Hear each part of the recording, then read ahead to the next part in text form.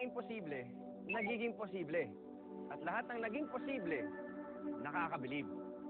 Chris, you have electrical outlet here because you know I have to heat water for my coffee, Electrical outlets? Parang wala ata eh. Sorry, You don't have? Oh my God, where are the lights coming from? Okay.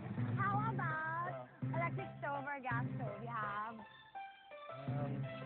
Wala rin eh. Sorry, You don't have it? Pero don't worry, huwag kang mag-alala. Dahil may paraan ako kung paano ka pwede magpainit ng tubig mo. Oh yeah? How? Sa pamamagitan ng solar water heater invention ng ating believable Pinoy na si Engineer Dennis Mercader. Diba? Wanna know more about him? Yeah, of course. Let's go. Let's watch this.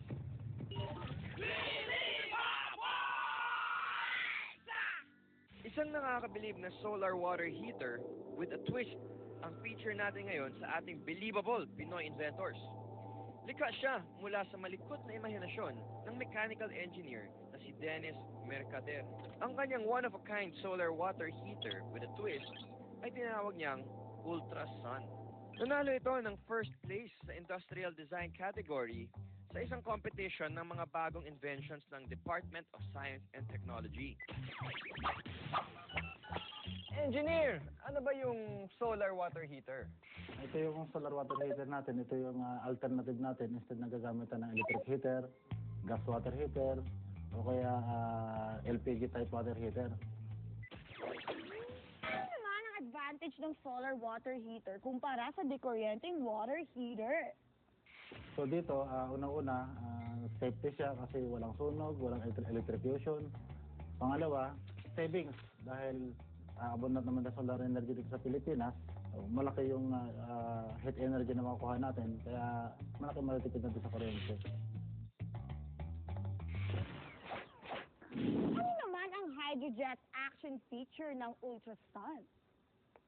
So ito yung pinaka-tangke, ito yung pinaka-panel natin. Papasok dito yung cold water. Ito. Then papasok sa loob ng tangke. Tapos pagka napuno na yung tangke na yan, yun yung iinitin naman ng panel. Ikot-ikot yan.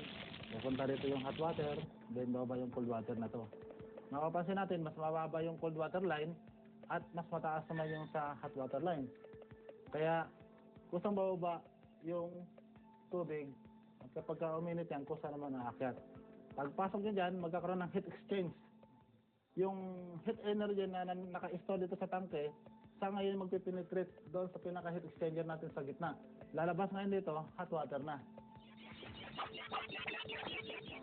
Ito bang kaya rin maging backup generator ang Ultra Sun in case na mawala ng kuryente?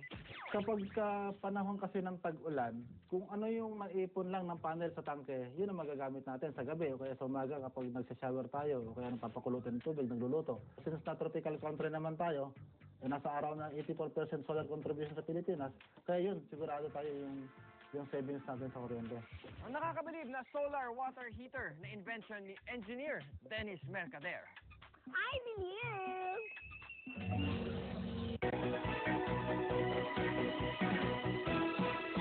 Para makatipid, lagi tayong naghahanap ng mga paraan para mabawasan ang konsumo natin sa kuryente.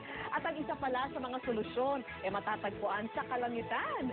Salamat sa Haring Araw, sari-saring solar-powered inventions ang nagpapaginhawa sa ating buhay. Alamin po natin kung ano-ano ang mga ito sa ulat ng ating guest correspondent na si Lawan Yuber. Maski ang mga iba nating mga kababayan, basid na rin ang mga benepisyo ng solar energy. Tulad ng taga-Antipolo na si Aling Aurora na gumagamit ng solar-powered water heater. Nasa likod ng imbensyong ito si Dennis Mercader, isang mechanical engineer na lumilikha ng green technology o teknolohiyang hindi nakapipinsala sa kalikasan. Kung gagamit ka kasi ng electric water heater, napakalaki ng electric consumption eh. Nakalagay ang solar-powered heater na tinatawag na Ultra Sun sa bubungan ng bahay. Meron itong tangke na kayang maglaman ng 40 galon ng tubig. Sa tulong ng solar panel, lalong umiinit ang tubig na nakaimbak dito. Mula sa bubong ng bahay, bumababa sa mga tinatawag na polypropylene pipe ang mainit na tubig. Nakakonekta ang tubo nito sa banyo kung saan diretsong aagos ang mainit na tubig. kahit sa gabi, pwedeng gumana ang solar-powered heater dahil kaya nitong mag-imbak ng 9 kilowatts ng heat energy kada araw. Ang electric water heater, kumukonsumo ng 4 kilowatts energy, katumbas ng 32 pesos kada oras. Dahil sa kahirapan at sa mahal na gastusin ngayon, nakita ko na mas makakamenos ako, makakatipid sa pamamagitan ng solar water heater.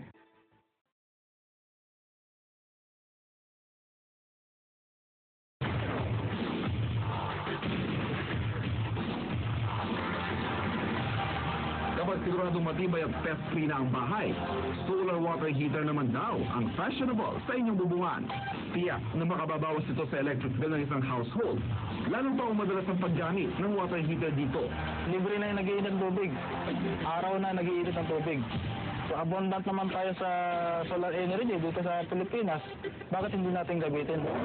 Makulimliman daw at walang araw sa pamamagitan ng panel at storage sa loob nito. Always one pa rin ang tubig na pampaligo. Cool, di ba? So, ang higit na nakikinabang sa ultrasol solar water heater ay yung mga tao ng mga hot user o gumagamit ng mga mainit na tubig. Lalo na doon sa mga nagtitipid. Isa pa sa nakikinabang dito ay yung ating environment. Sa pagdating ng mga makabagong gadget at teknolohiya, mas makasisiguro raw tayo sa kaligtasan ng ating mga pamilya. Sa tulong ng mga latest household innovation na ito, ang bahay mo raw mas lalong magiging home sweet home.